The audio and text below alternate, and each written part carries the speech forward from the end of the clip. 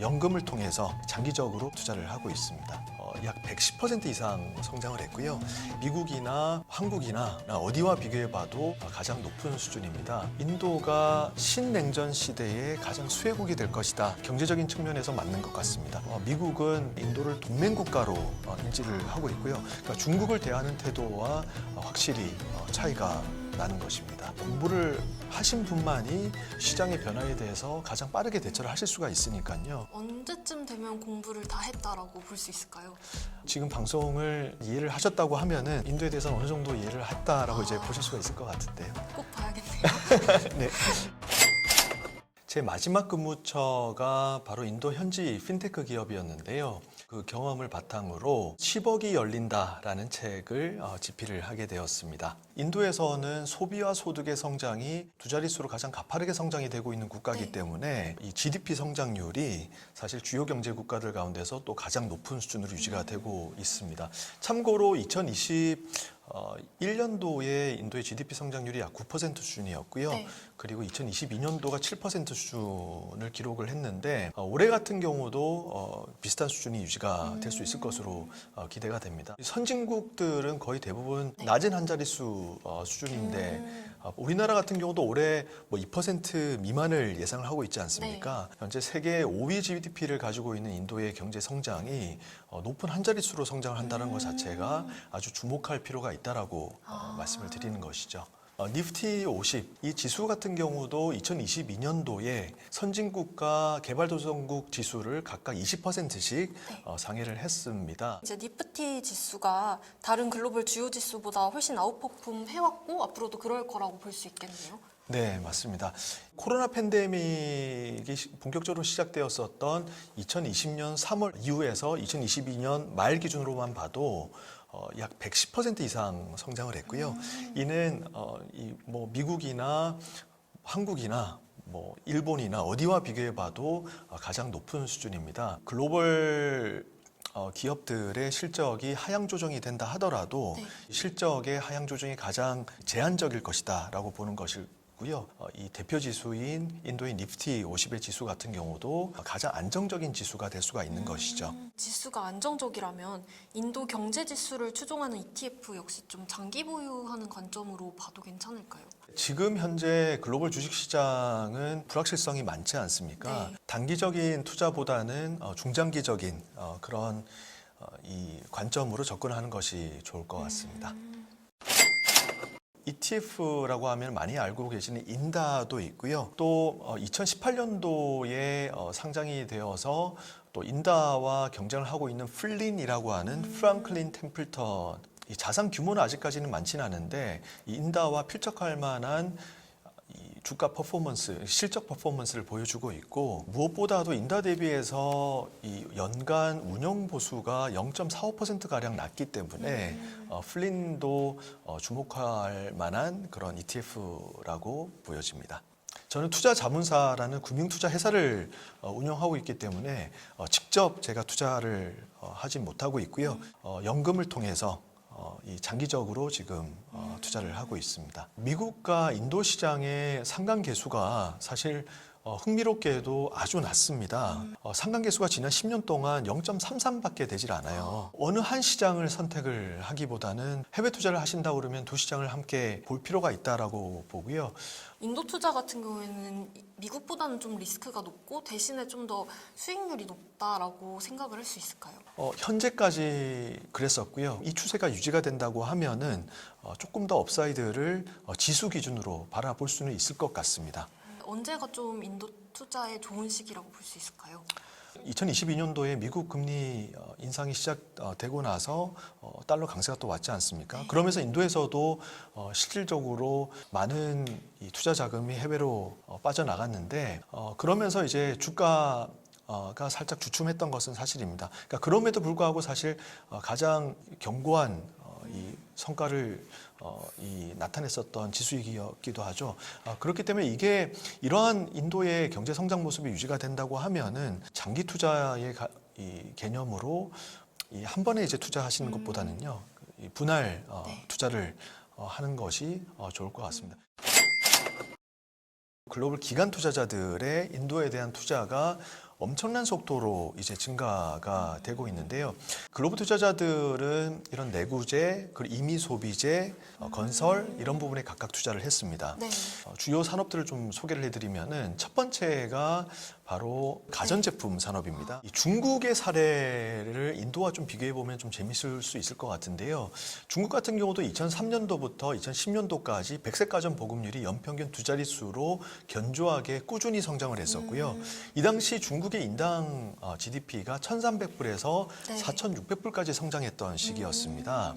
현재 인도가 2,000불 초반 수준이니까요. 네. 딱 이 초입 구간에 있는 것이죠. 그런 점을 감안하면 이 가전제품, 특히 에어컨에 좀 주목을 해야 된다. 에어컨 같은 경우는 중국을 봐도 이 보급률이 100%에 도달한 그 이후에도 이 가전제품 중에서 가장 견고한 수요를 보였어요. 아무래도 한 개 이상의 수요가 발생을 네. 하고 네. 이 교체 주기도 좀 짧기 때문인데요. 아무래도 우리 같은 경우는 이제 뭐 냉장고나 세탁기 같은 경우는 오래 쓰잖아요. 그쵸. 근데 에어컨 같은 경우는 이 여러 가지 또 이제 기능이 추가되면서 좀 네. 교체 주기가 짧은데 이 인도 같은 경우도 실제 이 에어컨 이 산업에 저는 주목을 할 필요가 있다라고 말씀을 드리고요. 가장 대표적인 기업이 볼타스입니다. 볼타스. 네. 이 볼타스는 인도 최대 에어컨 기업이자 이 타타 선즈, 네. 타타 그룹의 홀딩 회사가 가지고 있는 이 전기전자 회사이고요. 간접적으로 투자하실 수 있습니다. 바로 블랙락이 운영하고 있는 ETF, 미드 스몰캡 ETF인 스민, 스민. SMIN. 네.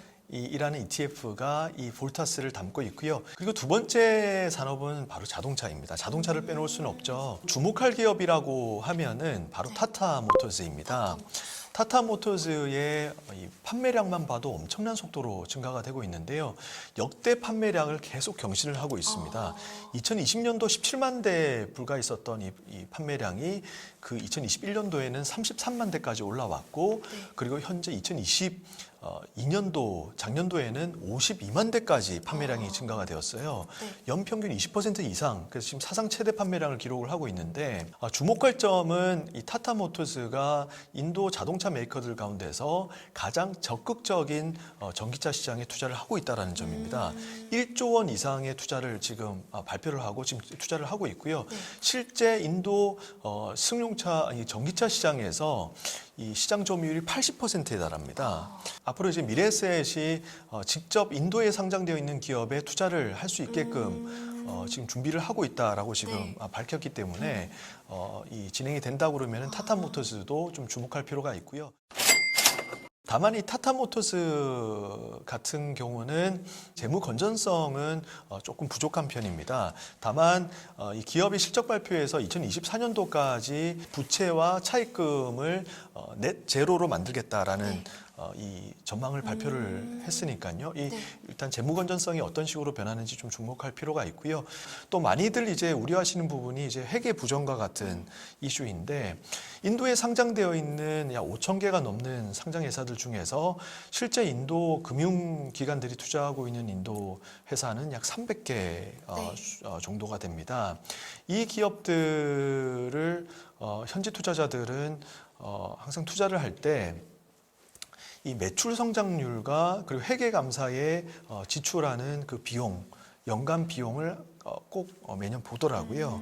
이 비용이 매년 비슷하게 성장을 했는지, 일정하게 성장했는지 그런 부분도 좀 볼 필요는 있을 것 같아요. 아무래도 이제 우리나라 같은 경우도 1980년대, 중국도 2000년 초반대에는 뭐 여러 가지 사회 문제 이런 것들이 있었지 않습니까? 네. 그래서 개인 투자자 같은 경우는 이제 아무튼 매출 증가율과 그리고 회계 감사에 지불하는 그 금액 그게 이 연간 리포트, 애뉴얼 리포트에 발표가 되거든요. 그러니까 인도에 상장되어 있는 기업들의 IR 자료가 여러분들 생각하시는 것보다 훨씬 더 잘 되어 있습니다.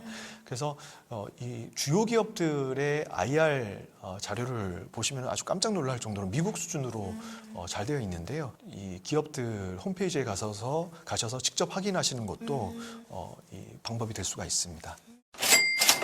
실로 제가 이 인도 현지 핀테크 기업에서 근무를 했을 때 많은 이 스타트업이나 핀테크 컨퍼런스, 글로벌 컨퍼런스에 참석을 했었는데 그 당시 컨퍼런스 참석을 했을 때 인도 핀테크에서 왔다라는 그 소개만으로 일주일치 미팅이 꽉 잡히기도 했었습니다. 2020년도만 봐도 이때 코로나가 이제 막 팬데믹이 시작되어서 글로벌 투자가 이제 전 세계적으로 줄어들었음에도 불구하고 인도와 중국만이 이 당시 증가가 되었고 인도만이 거의 두 자릿수로 이 FDI가 증가가 되었는데요. 소비 같은 경우는 모디 총리가 집권한 2014년도부터 5년 동안 연평균 20%씩 성장을 했고요. 그 이후 2014년도부터 잔단 요자나가 발표되고 나서 2년 만에 이 계좌를 가진 인구수가 2억 5천만 명이 늘어날 정도로 이 인도가 세계에서 가장 빠른 속도로 계좌를 갖게 된 국가로 기네스북에도 등재가 되었는데 네. 인도에서 가장 높은 시가총액을 자랑하고 있는 이 기업의 자회사 지오가 4G 이 모바일 데이터를 2016년도 9월 달에 론칭을 합니다. 네. 이때부터 인도가 모바일 데이터 혁명이 일어나기 시작을 해요. 스마트폰 사용자 수가 늘어나다 보니까 이제는 디지털 결제가 가능해진 것이죠. 그렇죠. 제가 가진 인도에 대한 그림은 생선이나 그런 야채를 파는 그런 노점상들까지도 신용카드는 받지 않지만은 페이티엠이나 폼페아 같은 QR코드가 다 꽂혀 있는 겁니다. 그래서 다들 거기서 뭐 4G 피처폰이나 스마트폰으로 결제를 해서 이 물건을 사고 있고요. 디지털 결제 건수가 2020년도에는 중국을 뛰어넘습니다. 인터넷 보급률이 2016년도 하반기부터 이제 빠르게 올라오기 시작했다 말씀드렸잖아요. 네. 그러면서 디지털 결제 건수도 2017년도 1월 달에 446만 건에서 2022년 1월 달에는 46억 건으로 1000배 이상 성장을 해요. 최근에 이제 또 인도에서 이슈가 되고 있는 것은 이 모디 총리가 지금 특히 이제 공급망 투자를 아주 강조를 하고 있어요. 바로 수입 관세를 인상을 시켰어요. 네. 스마트폰을 인도 현지에서 생산하지 않고 해외에서 생산해서 인도에 팔 때는 스마트폰 같은 경우는 관세가 30%가 붙습니다. 그 자동차 같은 경우는 100%가 붙어버리고요. 그래서 지금 성장하고 있는 소비 시장인 인도를 공략하기 위해서는 인도의 공장을 짓지 않고서는 아니 된다라는 것을 지금 이야기를 하고 있는 것이죠. 그리고 19년도에는 바로 법인세율을 인하를 시켰습니다. 네. 법인세율을 30%에서 22%로 인하를 시켰고요. 그래서 기업들이 더 들어올 수 있게끔 한 것이죠.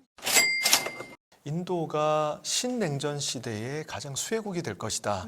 경제적인 측면에서 맞는 것 같습니다. 인도가 러시아로부터 오일을 저렴하게 구매를 하고 있고 미국과 중국의 신냉전 시대에 네. 미국은 또 인도를 그렇다고 해서 버릴 수 없는 카드가 됐습니다. 미국은 실제 인도를 동맹 국가로 네. 지금 인지를 하고 있고요. 그러니까 중국을 대하는 태도와 확실히 차이가 나는 것입니다.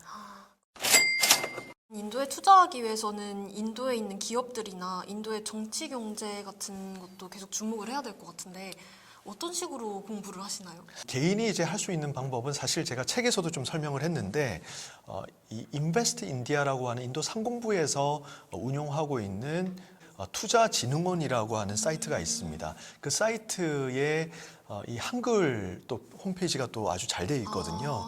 더 타임스 오브 인디아나 이코노믹 타임즈와 같은 인도에서 가장 많이들 보시는 그런 이 미디어를 보고 이제 공부를 또 하고 있고요. 그 이외의 사이트들도 이제 이 10억이 열린다라는 책에 자세히 좀 설명을 했습니다. 그러니까 무엇보다 중요한 것은 새로운 시장을 이제 투자를 하실 때는 항상 공부를 하시고 공부를 하신 분만이 또 이 시장의 변화에 대해서 가장 빠르게 대처를 하실 수가 있으니까요. 투자를 하시기 전에 항상 공부를 하시고 분할 투자하는 것을 원칙으로 해야 된다라고 말씀을 드리고 있습니다. 언제쯤 되면 공부를 다 했다라고 볼 수 있을까요? 뭐 이 유튜브 지금 방송을 사실 이해를 하셨다고 하면은 인도에 대해서 어느 정도 이해를 했다라고 이제 보실 수가 있을 것 같은데요. 꼭 봐야겠네요. 네. 네.